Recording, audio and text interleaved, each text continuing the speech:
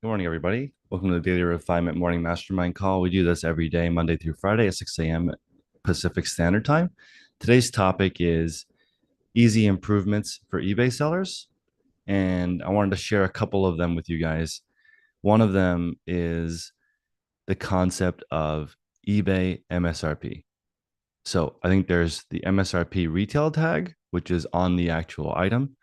And then there's the eBay MSRP, which is the average of the solds in the 90 days. So that's what the item is worth. If you were to list it and wait about 3 months, what does it normally sell for? That's like the actual market value, which is going to be higher or lower than the actual MSRP. I don't know if everyone here has sold an item for more than the original MSRP, but you probably have. On a vintage item, it could have been $10 to $30 back in the day. It could be worth as much as 1,000 now. eBay MSRP would be actually higher than the tag. In my opinion, on those old items, it's even better to leave the price tag on it, right? I've sold a vintage Pantera t-shirt that said $15.99 on it for $150. So 10 times MSRP. I left the $15.99 tag on it from Hot Topic. People were completely happy with that. And Jamie, do you want to show something on your screen? You can go ahead. I just wanted to share an easy way to make it to show value to the customers, to show the average. Go ahead. This is great, Jamie.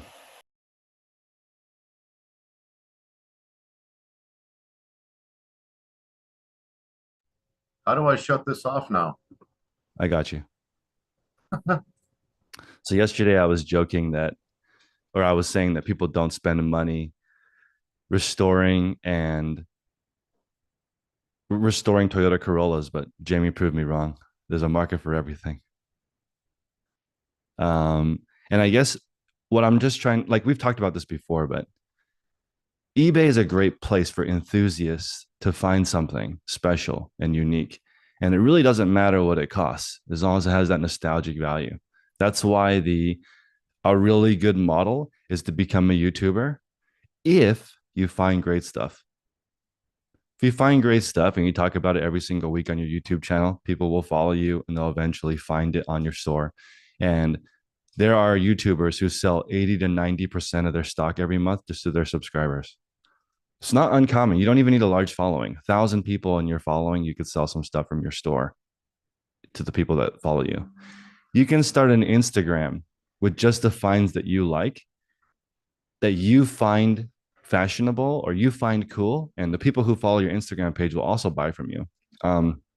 If you guys remember, 3 years ago, I interviewed a 17-year-old girl that made $10,000 a month in her senior year of high school she's skinny, so she's like a size 00, and she had a Instagram page where she talked about how to style oversized clothing, right? So for her, everything's oversized. Size small is oversized for her. Size medium is oversized for her. So she would just basically wear the item, style it. Her average buy cost was $7. Her average sale price is 40. She would thrift for 7, style it on her Instagram, and she made 6 figures in high school. Bought herself her dream Audi at 17 years old, and had a $40 average sale price with 2,000 followers.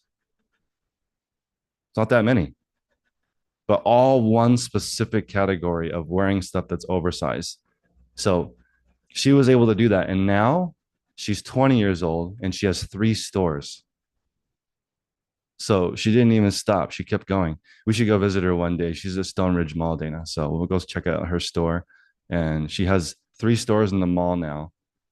And I can't remember if she went to school or not, but she figured out to just sell the one demographic. So she would go thrifting. She figured out what styles sold. And then she eventually went to LA and just made her own stuff.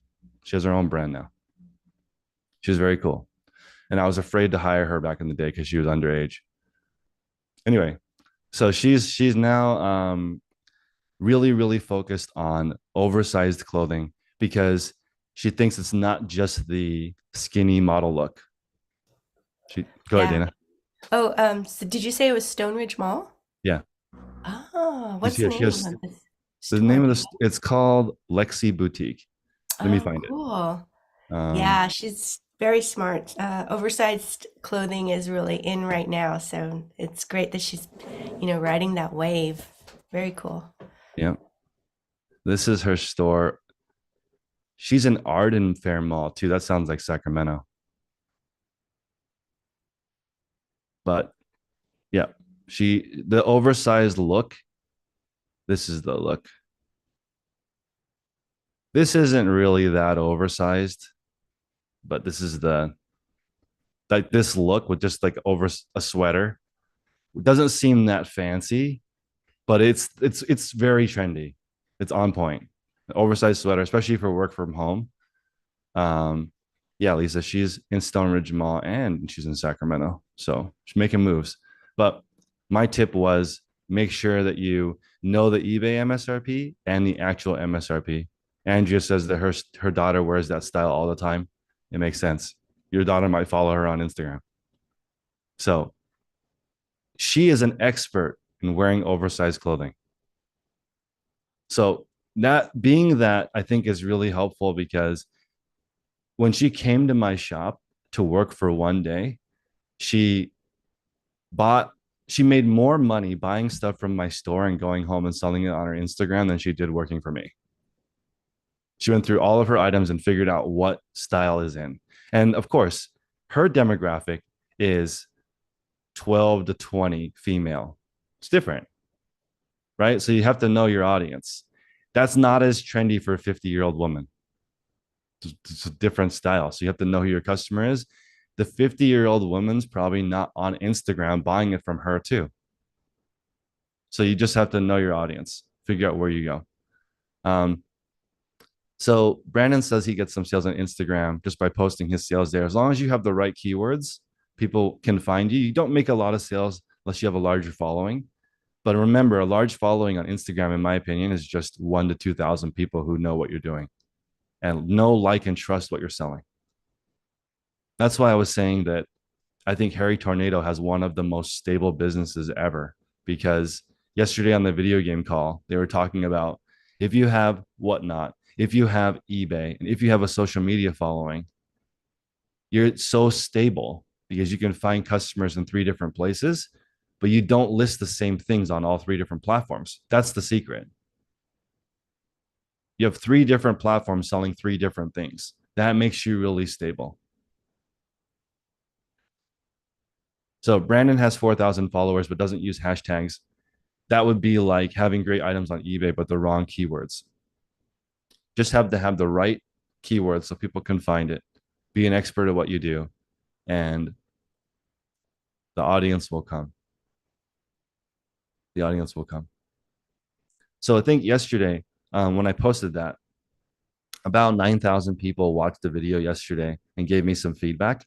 And I would say 90% of people have bought something from Temu or Shein or Fashion Nova or Forever 99. Even if you are not into it, you just accidentally buy it or it's just visible. And these companies pay for promoted listings. Nobody wants Temu stuff. Nobody wants Shein stuff. But because they buy the ads, when you're online, you will see those ads and eventually you'll buy something. That's why promoted listings is so effective. So people are wondering, do you have to use promoted listings in 2023 or 24? Yes. If you're just selling average stuff or even great stuff, it really helps because sometimes you go to a page and you have to look through 4 ads before you get to see the item. So if you guys listen to podcasts, some podcasts have 10 commercials. Have you guys seen that? One podcast, 1 hour, 10 commercials. That's a lot. So like obviously people are converting from that promotion. Otherwise they wouldn't spend millions and millions of dollars on it. And I think this is one of my theories for why promoted listings is so expensive. I think eBay is going to up the ad spend a lot because they need customers. So they don't want to pay for it. So they'll make us pay for it. But I think it's okay because right now I'm selling on Poshmark. When I put up my item in the Google to see who's paying for the most ads, it's Poshmark. They're spending the most money to get my stuff sold, and they charge 20%.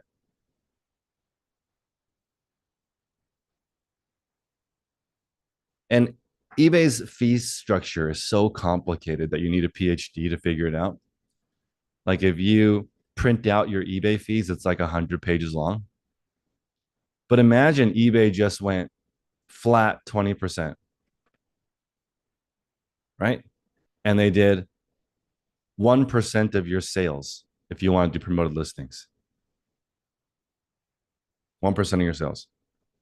Otherwise, it's just a flat 20%. I wonder if that would like transform the eBay world because people would stop worrying about how much they make on each item because you would just know if it was 20%, you sold something for 20, your eBay fees are 4. Done. Don't need a PhD. Don't need to be an Excel whiz. Right? But Poshmark spends a lot of money on ads. That's why they can sell things. I personally think the Poshmark shopping experience is horrible. Like you go there and they present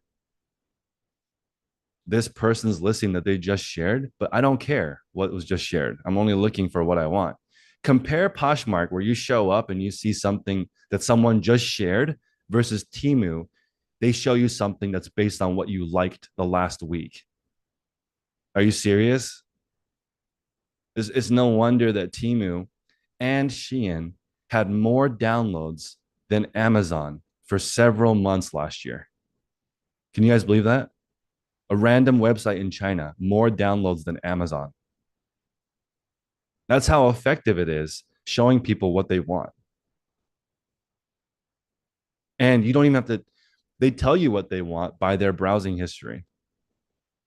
So, yesterday I was so enjoying the conversation about what everyone was talking about, the expensive high end stuff. And I read the article that Matt recommended from Buzz Bissinger. And the guy talks about spending $500,000 on clothing, right? He loves it. And I was like, man, if everyone in this group right now could just love research a little bit, like this guy, love researching a little bit, you would become really wealthy. Because to know fashion at that degree, to show up in Milan in Fashion Week, front row, sitting next to Anna Wintour, editor of Vogue, and be that into fashion at that level, how could you not know everything about every piece of clothing? That Buzz could sell a jacket for $20,000. He knows why it's worth that. So I just want us to be that into it. It's been a long time since I've seen somebody that passionate about anything. It's kind of odd that he's that passionate about this crazy fashion. But those of you that sell clothing, this is the without this kind of industry, clothes wouldn't be that popular. Right? Imagine just every single jacket, shirt, and sweater was just cotton, no logo. It wouldn't work. No nostalgia. We sell nostalgia. We sell things that make people feel.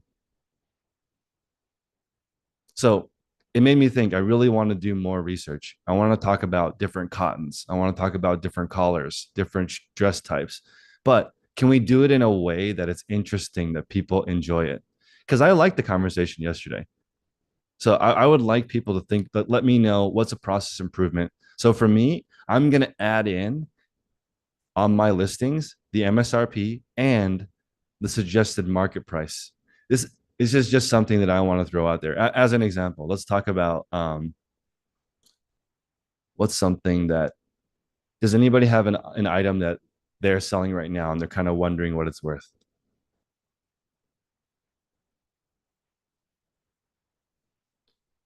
Yoji Yamamoto dress. Okay, here we go.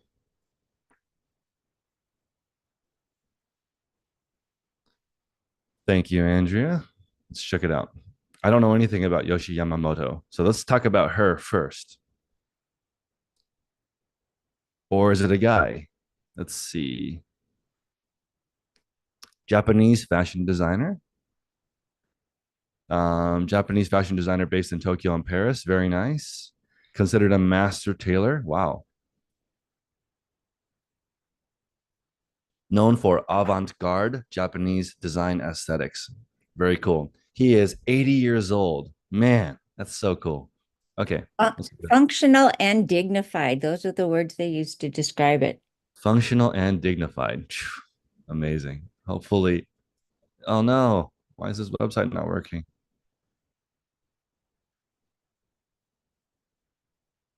Okay. With my eyes turned to man, I was too fast. Okay. Let's see. With my eyes turned to the past, I walk backwards into the future. I love it. Thank you, Catherine. So it looks like he's doing some collaborations. Oh, wait. No, this is not necessarily his brand. Let's see if there's an about.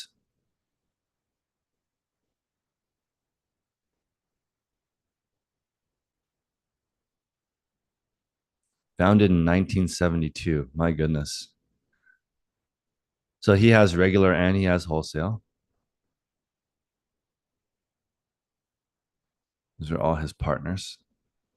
Okay, let's look at dresses.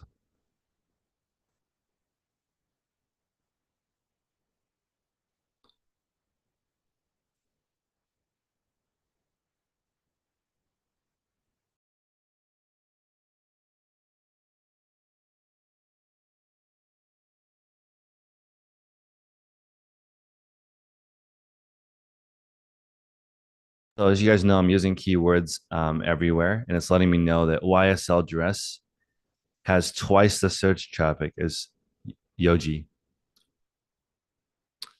It looks like Y3, that must be a is that a collaboration? But Issey Miyake dress, what's that? He's another Japanese Another designer. Japanese. Yeah. Yeah. Wow. So this is more popular, a little bit more popular. He's more well known. Yeah. Hey, Chris, it's Marika. So I had that Isumiyaki piece, and I was just it's a men's piece that I have, a crinkle linen piece. But I Okay. actually watched the documentary about him to learn the history of the pleats and like that whole line and how the clothing is made. And I absolutely understand why that shirt could go for $300. Like before, I was like, this is kind of silly. But now that I've understood his creation, his vision, and why it was such a standout, that to me is mad exciting. Mad Well, I mean, exciting. look at this. They're known for their fine concertina pleats that expand and retract as the wearer moves. That's pretty fancy. And they're permanent and washable, which is, you know, that's an insane feature. And look at the pricing. Insane. Very expensive. And probably, let's go to eBay. We'll come back, Andrea, to Yoji. So let's look at Issey Miyake first and look at sell-through rate. So 31,000, 1,900. So very, very high prices. Somebody should do a deep dive on Issey Miyake. But let's check out Pleat. Let's go back to eBay.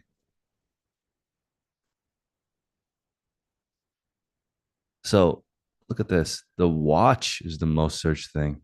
Oh, no. Pleats. Pleats is the most searched thing. Oh, bag. Never mind. Sorry. Bag is the most searched thing. But let's look at pleat.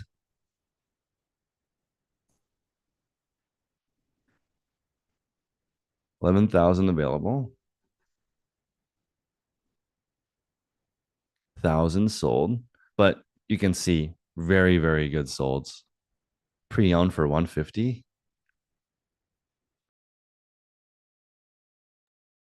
Wow. Look at this. Who passed by this at the bins and didn't know? Huh? Who did not know this is worth $150? What does Wow. the label look? Oh, the label just says pleats, please, and it doesn't have his name. Yeah. Well, Pleats Wow. Please, actually, Pleats Please is not, it's his label, but it is absolutely the set of clothing that everyone fell in love with, like in the 80s. The pleats design, the way he compressed the fabric, and the way it actually expanded and was easy care was the revolutionary thing. So pleats is a line, but if you go into like the for men and for the dresses, like there is a whole other set of keywords that come along with him. So Marika, is pleats, please always considered Please Please vintage? is the more ready to wear stuff. That's the Is- more the stuff that you would find in like Bergdorf, Goodman, like that kind of luxury outlet. So he's Um, still making that. It's not all vintage. I think it's all vintage at this point. Okay. Mr. Miyake passed away, I want to say at the end of 2021. Oh, okay. Thank you. Look at this person's store. It's so cool. But basically all pleats please is Miyake. And it makes sense. It's in Japan. 400. Oh my goodness. Look at this. All right, let's see. So not a very good sell through rate. Only a couple pieces sell per month, but man, makes it count. Right? Look at this. Is this fancy photos? No. Right? It's just simple photos. Nothing fancy.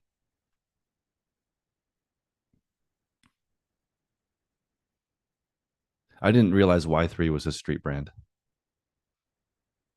but that makes sense. Okay, let's go back to the chat real quick and then we'll continue. You found your piece for $5. I love it, Marika. Okay. So back to Yoji. Yoji Yamamoto dress. Let's check it out.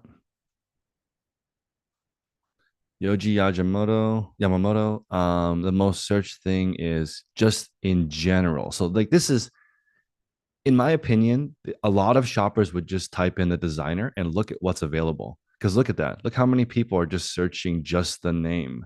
The most searched is shoes, pants. So dresses is not on a, it's not a common search for this brand. But let's just check this out first. So Yoji, 1,300 sold. Let's go back. Oh, socks. I love it.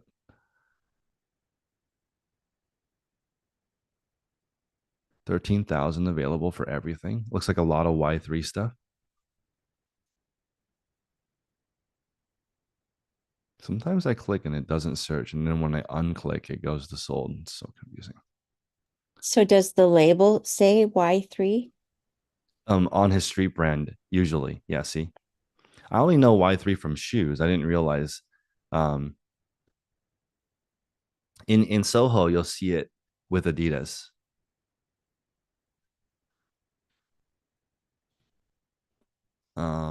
But let's see.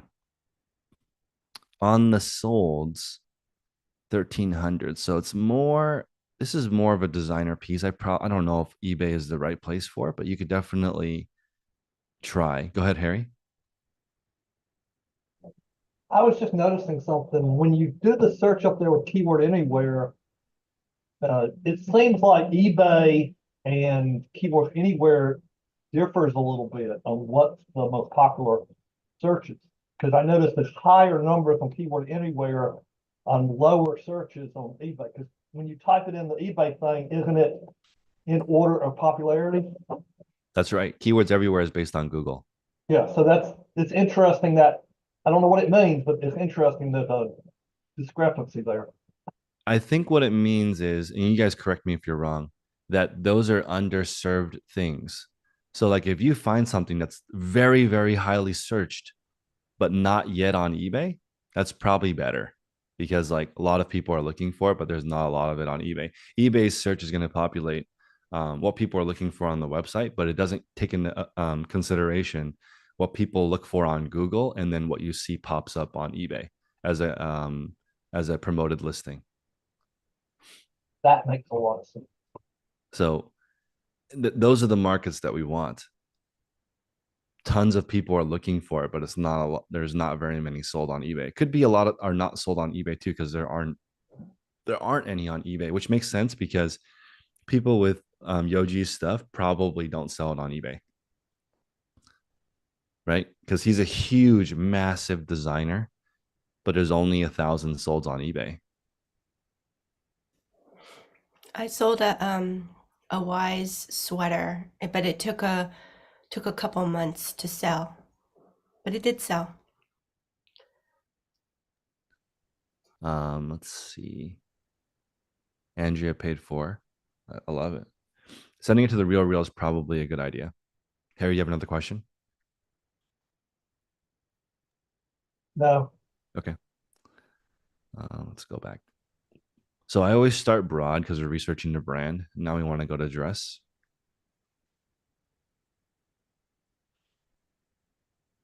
$43 available. So this is one of those scenarios where it does make sense to me to put it on eBay because there's just not very many. It's only 338 to compete with.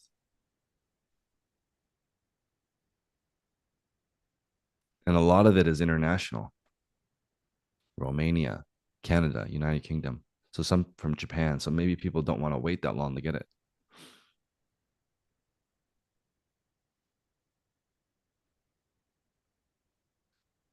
You see some really good mannequin photos. I wanted to show you guys Serena Williams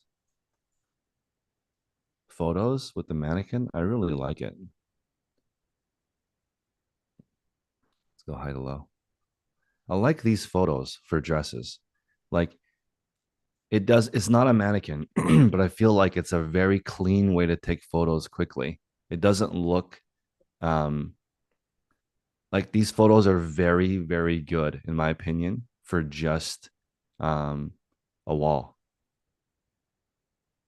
They're not a mannequin, but I mean, it can command a nice pricing as long as you have the right photos, show people what it is, tag any flaws. But I mean, this I feel like is so much more sustainable than this. So it's so difficult to stage it to look like this, isn't it? And I'm glad you're showing that because I'm always so self-conscious of hangers. And if this expensive brand can use hangers, I'm not worried about it anymore. Do you feel like it's ugly? I don't know. I thought it looked cheap when sometimes, so I try and not even take the picture with the hanger as much as I can, but they're Does it just look straight up showing it. well? This is good. We But have so this, many people. Does it look cheap? No, no, I don't. But I don't know. I just didn't like it. but But now that they're I not see just them, putting it on a hanger. They're also positioning things, and they're using something in the background to, shape it, I guess you could say. Sometimes I use what tape do to you do that. see? What do you see that they're using to shape it? This Um, pole. You say what? There's a pole in the back to keep it from rotating.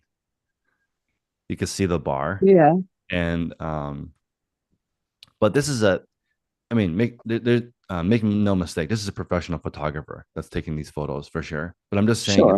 it's Yeah. simple. It's not complicated, right? And it's not like it's not pure white background, which is that doesn't need to be because that looks weird. This still looks very natural to me.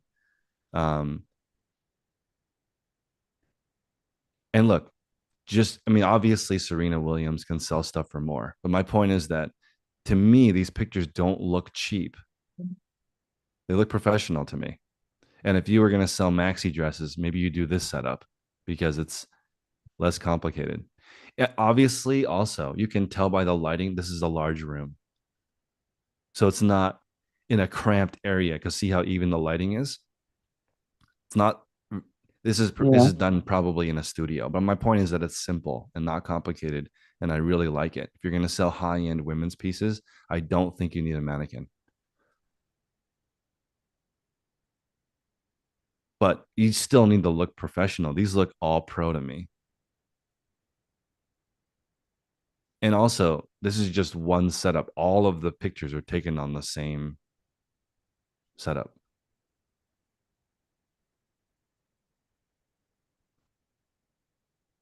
And it makes kids stuff look really cute. It's the same thing though. It's the same setup. This is really cute. I like that. But you can also see that because of the color of the item, it changes the background, right? So you don't need to have the background all the same color. It's not, it's natural. Look at all the different colors. If it's a darker item, the background looks lighter. If it's a lighter item, the background looks darker because of the way the white balance is set up. But I honestly just think this is just a simple way to take photos that looks nice. See, this is like the only one we've seen that's off center, but it's still fine, still neat. This one's more straight.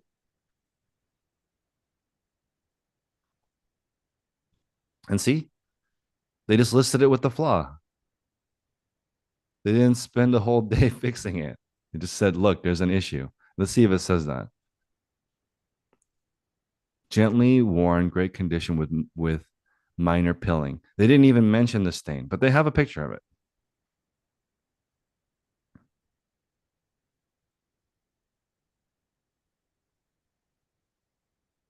But anyway, because I feel for the person at home that spent 30 minutes making it look like that.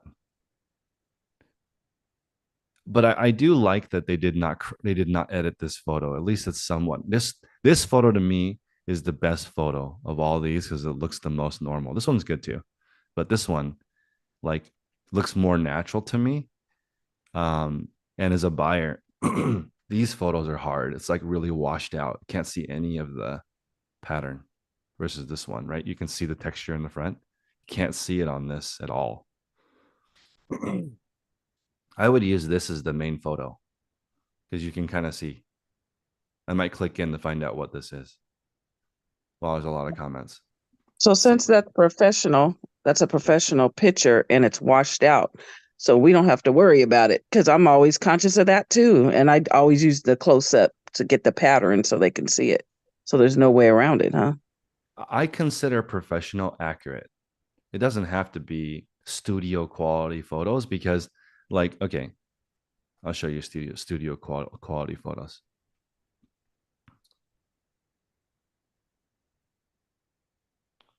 I'll show you. Okay. Let's see. Because I hate when it washes out and they can't see it like you were just saying. I'm like, what am I supposed to do about that other than take a close up? Okay, here's my listing on the Real. I consider this studio quality. Like very hard to take photos that are perfectly white and centered. Like this is very hard. I consider this studio quality because it's perfectly white, but you can still see the contour on the dress. So hard, right?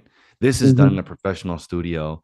And like all the things that we're talking about. Okay, this is perfect. A perfect example of what I was talking about. You guys ready? See the estimated retail price? So the Real did the homework to find out what Tanya Taylor sold this dress for. This is quite luxury on their website. They took the time, $440, right? Now, that's not the market price. They put the market price as 150. So even though it says 440, ain't nobody paying that unless you're buying it at the store in Soho. So they have this markdown to give people an incentive that it's on sale. Like if you put 80% off MSRP, that sounds ridiculous because no one is paying that. Right. And they have a description. And they have this little condition chart. This is, in my opinion, a super duper pro listing because it has measurements, it has condition, it's graded, it's authentic. I sent most of my stuff that's extra small to them because it's so hard to sell extra small. And also, I only send stuff to them that's 100 because it's too hard to get. It's just hard to sell stuff without their commission structure is not very good if it's under 100. So try to send my best stuff to them. But this is a studio quality photo and compare it to this, right? Or let's go back and look at somebody who used a background washer. This one. This background's been deleted. That's not natural. And it looks different. It looks different than this. Yeah, for sure. Right. So people think deleting the background makes this look like this, and it doesn't. It doesn't. So I think it's better to be simple. I always refrain from using that word excellent too, even though I say this is a great shape, but people have such a different view on excellent and good and fair. What's your feelings on that? I think accurate and what you expect is sort of the key. So as an example, when I look at McDonald's advertising, it looks amazing, but I know it's going to look like garbage when I get it. It's not going to look like that. The bun's not going to be straight. It doesn't look like that, right? Mhm. But here's the thing that's weird. It doesn't look worse than I expect, Mhm. right? It looks exactly Mhm. what I expect. And Mhm. it sounds weird, but in other countries, McDonald's looks like the commercial. For some reason in the US doesn't look like that, but if you go to like Paris, it looks way better. The presentation is way better in McDonald's in other countries. I don't know why, but here I sort of expect it to be C minus in presentation, but it's accurate. It's exactly what I thought it would be. So when you order stuff and you read the reviews and it says looks nothing like what it was, that's actually how I determine whether or not to buy a brand. I'll go read the reviews on sizing because I don't like when I'm buying a lot because I don't want to have a lot of returns because of size. So if I'm going to buy 2,000 of a brand, I'll go to the Google reviews and see how it fits. See, Otherwise, it's a nightmare. Go ahead. that's a perfect example. Paula used the word beautiful, and I was like, yeah, that's a good way around it. And then Lauren commented, beautiful's in the eye of the beholder. So see, that's what I'm Yeah. talking about. That's why it's hard to use certain words. Yes, Lauren, this would be a good brand for you to do a deep dive on because there's like Rachel by Rachel Roy that's like higher, and then there's the regular line, and then there's a TJ, there's a brand, there's a model that's only sent straight to TJ Maxx. Um, Matt says McDonald's always looks beautiful to you. It always tastes exactly how I think it's gonna taste and looks like how I think it's gonna look, but it does not look like the commercial. When I think McDonald's, I actually think In and Out. I thought McDonald's was just this amazing American cornerstone, but it pisses me off actually that they sell more chicken than beef. That annoys me. I don't like that. They're supposed to be America's burger joint and represent America, but they sell more chicken than beef. That bothers me a lot. Just I don't want that there. As an American, I'm depressed that they're part of our culture. It's such a weak compared to In and Out is way better. Like that looks like America to me, real America, not the McDonald's nowadays. Sorry, Matt. It's just I wasn't around when it was looked like it was in the movie The Founder. Does anybody remember when McDonald's was like that and they had some pride? It's not like that anymore. Not where I live. Shake Shack is great. Way better representation of America. Yeah, see, Harry's had bad McDonald's and good McDonald's. It's frustrating to me. Are you going to be okay though? I don't know if I'm gonna be okay. I wish I was in the era of like muscle cars and drive-through burger shops and shakes. That was so cool. Now we have like Teslas, which the Tesla to me is like an Apple Watch. It's okay, but it's not it doesn't feel like a car. It's not, there's no feel.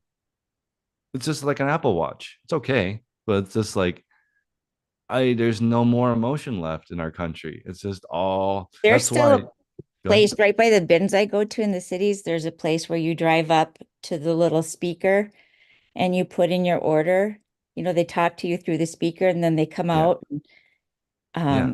serve your food to your car on the tray that they Yeah. attach to your window. So I cool. like that. We don't have that now. It's so cool. Yeah. Harry. You just said there's no emotion. I think that ties right back to what you were saying yesterday, Yeah. that we have to go for the specific and the luxury. Yeah. That's what the emotion is. That's Yeah. why people are done with the Shein or some people are, not everybody. Yeah. And I agree with you. Yeah. Just the stuff from like, I think Paul Newman's really cool, but he's like, no, that's not cool now. Why is that not cool? That's the coolest part of America, that whole era. Right now, it's so weird. I don't understand why it it seems like it hasn't become mainstream when it should be. Isn't it the most cool? Okay, I think the 90s is pretty cool because the 90s is dominates nostalgia for a lot. But like I just feel like that whole Paul Newman era, it would dominate too if just the right people we're talking about. It's better. I think it's better. I don't know. Let me see. See if I can find this quote. Yes, this quote by Eleanor Roosevelt. You guys ready? America is about speed, hot, nasty, badass speed. That's not how it's like anymore. Tesla doesn't make any noise. I don't know. It's not. It's just weird. If you guys sat in a Tesla that has ludicrous mode or any of those things, it's so ridiculous. It's like the most bizarre thing going that fast with no noise.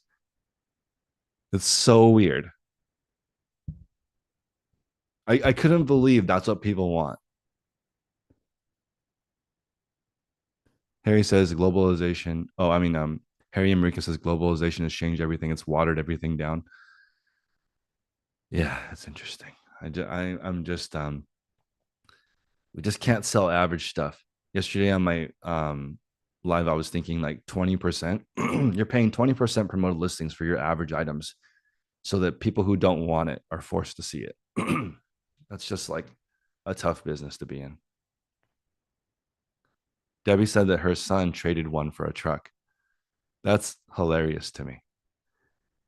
In California, gas cars are going to be illegal in like 15 years. So it's, or not illegal, but not produced anymore. So it is just so interesting. I like American muscle cars, not the ones now, but like the Charger now. That's not America. The old one is. Matt?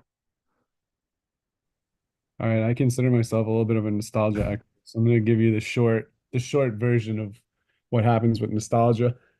You have to take into account the age of the people who are making the media at that time period and what their nostalgia is, and nostalgia builds on itself. So in the 80s, when like Indiana Jones and all those movies were being made, the people making the movies were Steven Spielberg, those guys, their nostalgia was for the Westerns, for the like Flash Gordons, and all that stuff of their youth. So what they did was they took all that and they made their version of it.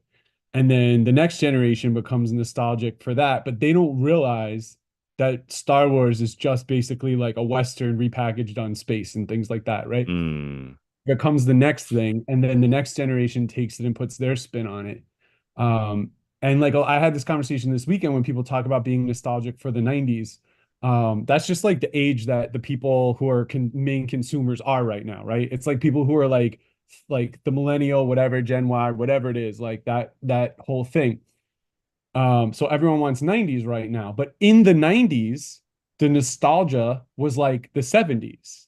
And it was like Dazed and Confused and all, and there was the 90s were so nostalgia based, but people don't remember like there was the whole like swing dancing comeback and like the big band stuff that came back. There was all these yeah. other eras that came back to make up what the 90s are. And now people just remember it as the 90s, but it was all the nostalgia of people who were 20 years older, who were old enough to consume finally and like pick it all up. So the nostalgia stuff always switches. That's why I'm like, I have a lot of stuff from my childhood, but part of me is like, if I want to sell it, I gotta sell it now, because look at people who had toy trains and were into Westerns. Like nobody cares about that stuff. Or not to say nobody cares, but less people care about that stuff in the same way. So the idea that like in 40 years, people are going to be, or maybe 60 years, people are going to be trying to buy like my single stitch, 1986 Mets champion World Series shirt is Yeah. kind of insane. I just think that I'm not I'm not from the 50s or 70s. That was before I was born. But that whole American manufacturing concept is so sexy and cool and like amazing. How come it's not big? But it'll come back. Is what my point is it'll come back around at some point. At some point, somebody who's young is going to think they discovered Paul Newman for the first time, and it'll end up on TikTok or it'll end up on whatever the version of TikTok is in 15 years and all that, like it's all so cyclical. Everything comes back around. It's just Mm. right now we're in this very like sleek innovation, like everyone wants to be Steve Jobs. Like people don't want to be Paul Newman, they want to be Steve Jobs, and in 15 years that'll change. I just, is there no spokesperson for what's actually cool? Because like maybe not. There isn't a spokesperson for what's actually cool. There's no way that like going through the drive-through and ordering and the person coming in roller skates to deliver your hamburger to you, that's cooler than on your phone. How come no one has made that cool? It's not cool at all. I've seen Sonic, but I've never been there. But That's like the closest thing. the mainstream is hardly ever cool. The mainstream stuff is like almost never cool. Like if you go to some real niche stuff, like for example, if you look at ASAP Rocky, right? Yeah. Every brand deal that he does, every photo shoot that he does, it like smacks of something straight like Paul Newman would do. Like he's branding himself like an old-fashioned sort of like iconic person with a new spin. And he is definitely like an arbiter of cool, but he's not like the most mainstream artist. He's not the most mainstream anything. He's like a very cool niche person that like if you pay attention to certain types of rap music or certain types of movies or certain types of fashion, you'll see him. But he's not like, the spokesperson for the Gap. Yeah, that's interesting. Chris, I think it's Hollywood that pushes the cool factor and to the new generation. And so whatever that they think is in is cool. It's the Gen Z, like It the just wide leg seems, pants and stuff from the 90s. I agree with you. I just think that just objectively speaking, I feel like that era of America was cooler than now. So it seems like the influencers, if they were to just do that, it would just become more popular because it seems like quality is way less cool. Way less cool. Lisa? I think that it's really interesting to talk about nostalgia and stuff because I think it helps us as resellers be able to niche down because what's nostalgic for one person is obviously not going to be nostalgic for another. As I've been getting to know everybody and learning more about reselling, I found out that Target was not an expensive brand. But growing up for me, there's a lot of stuff that I thought that, my peers, like they have nostalgia for a bunch of mall brands because their parents bought it for them. And I never had that. And I'm like, oh, so people think that this is like cheap stuff. So it's like, just because you're in a generation and there's a general consensus on what you find to be nostalgic isn't true for different subsets of that generation. Like I unfortunately had to 100%. sit through a million John Wayne movies with my dad, grew up with the Carol Burnett show, that kind of stuff. And that's not always shared by my peers.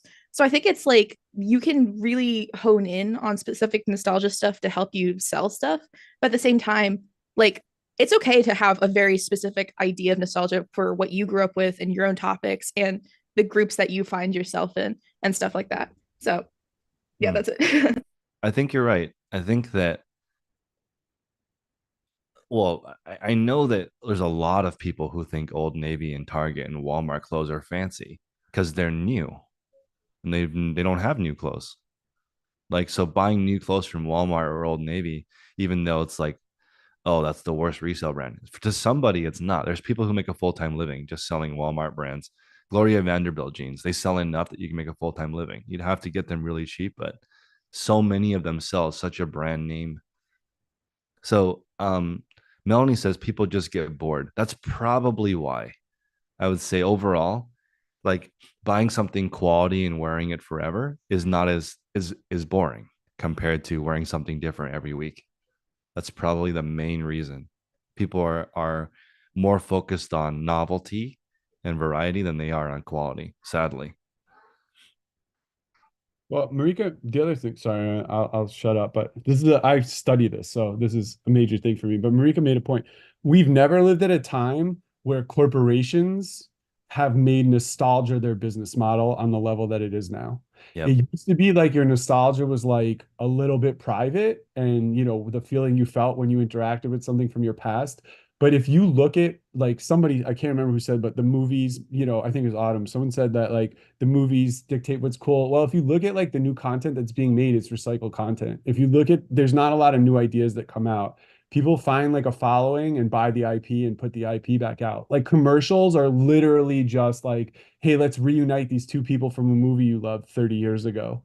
And all the designs are, that's not new. Like clothing brands have capitalized on design, they were making stuff that looked like the 70s from the 90s. But corporation on this level, corporations, their business model right now is nostalgia on a level that like our culture's never seen before. That's 100% right.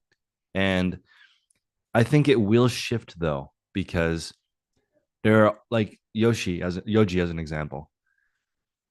He's a niche brand directly selling to his customer, direct to consumer.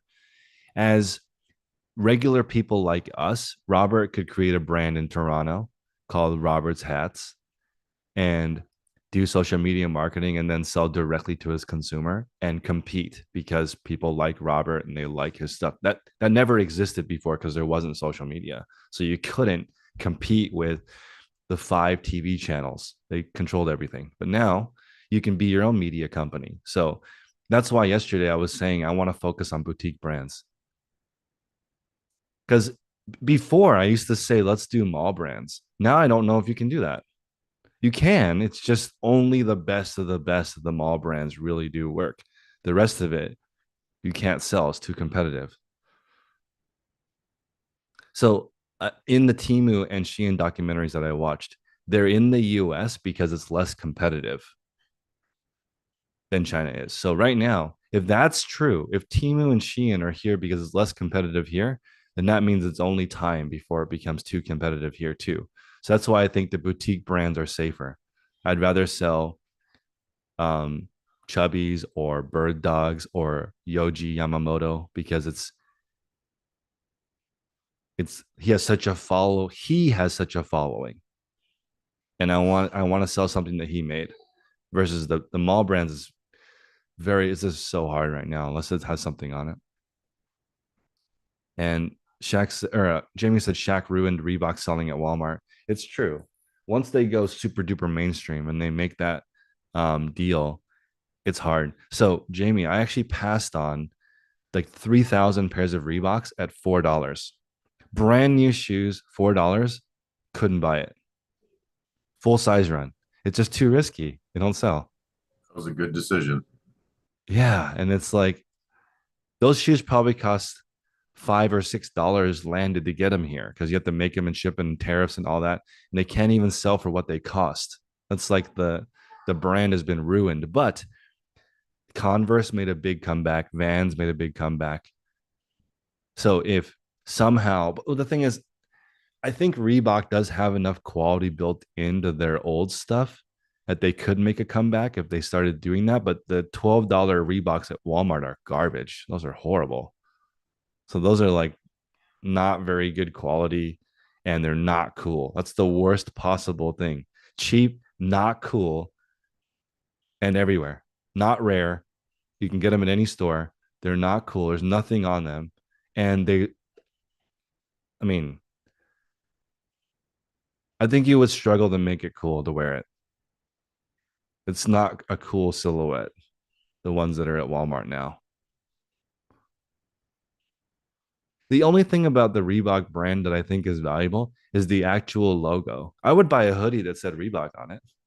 That's okay. But their designs are horrible. But $12, a lot of people will buy that because of the price point. But it's not, they've lost all their coolness. If Walmart can barely sell it for $12, what are we going to sell it for? They have like 4,000 people a day walk into one. Yeah. Melanie, you're right. Minimalism and essentialism are getting more popular. It's just a weird thing to talk about because there's not much to talk about. Versus, I have a new wardrobe every week. You can make a banger YouTube channel. You have a different wardrobe every week. Versus, hey, this week exactly the same as last week. Judith? I'd like to see, not necessarily today, but sort of categorizing what you're talking about. Like, So you mentioned boutique brands. That's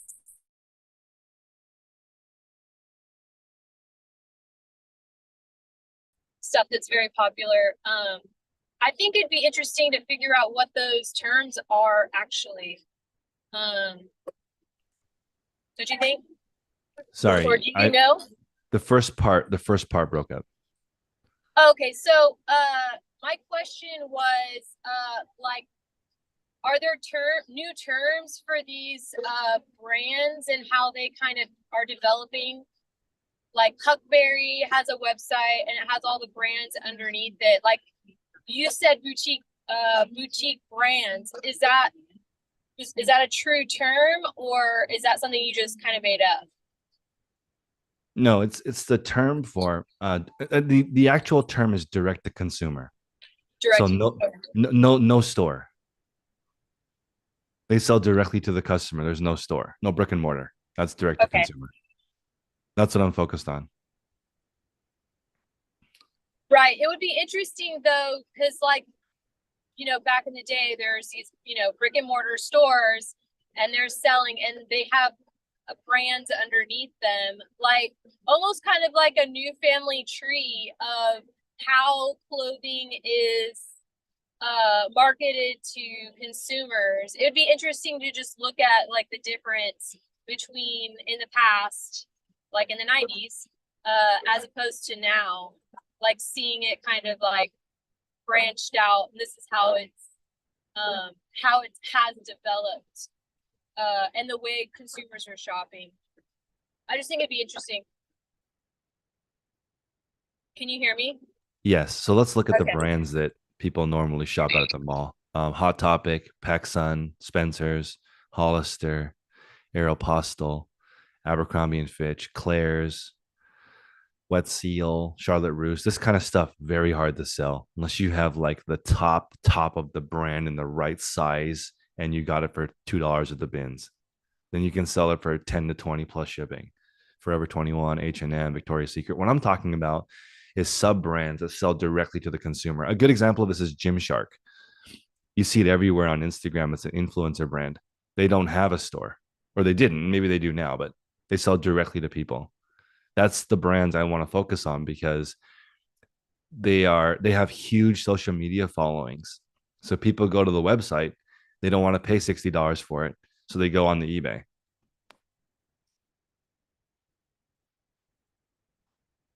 So because it's just hard to find, like Gap makes great items that are expensive that you can sell for over $35, but there's just so many more people looking for it. I mean, I'm selling it rather. So much supply.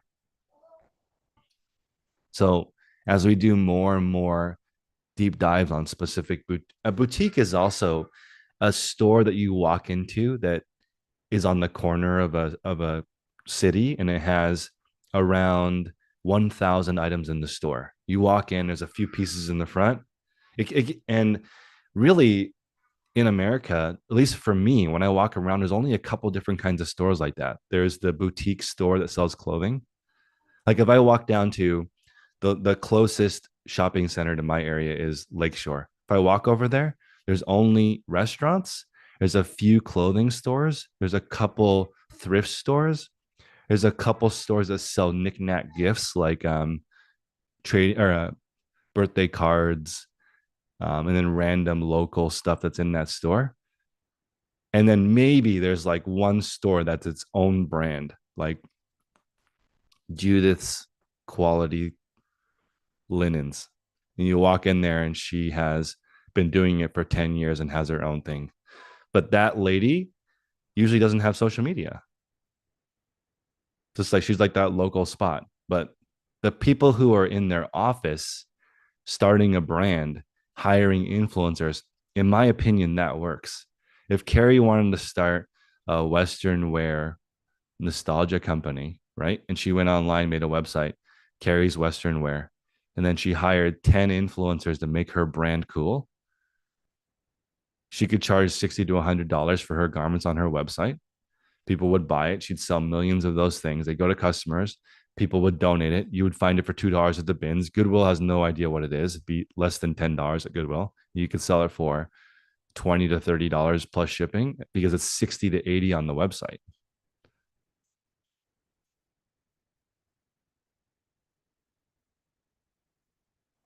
Yeah, that's so Debbie is giving an example right now of Halara. A lot of the problem is nothing is rare. So in the beginning, you got to make as much money as possible because once it becomes saturated, it goes away. So it's only valuable in the beginning. Marika? Yeah, because I always think about this when I'm picking and when I'm listing.